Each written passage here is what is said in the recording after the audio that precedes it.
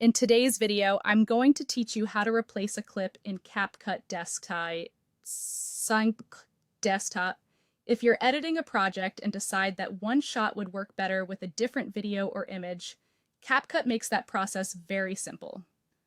The nice thing is that replacing a clip lets you swap the media without manually removing it and dragging in a new file, which helps preserve its position on the timeline and keeps your workflow smooth. Start by opening the CapCut Desktop app on your computer. Once the program is open, either create a new project if you're starting fresh, or open an existing project if you already have an edit in progress. This gives you access to the timeline where your clips are arranged. Next, import the replacement media into the Media panel. This is the new video or image you plan to use in place of the current clip.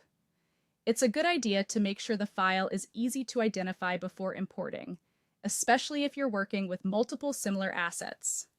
After that, add your original clip to the timeline if it isn't there already.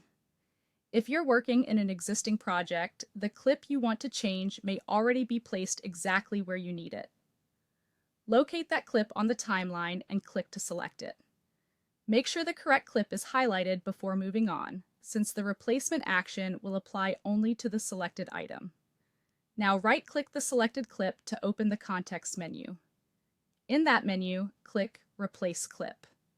CapCut will then prompt you to choose the new media file. Select the new video or image you want to use, and then click Open. At this point, give CapCut a moment to replace the clip.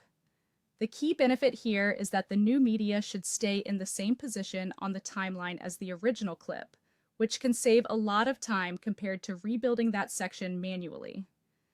This is especially helpful when your project already has cuts, music, or other elements lined up.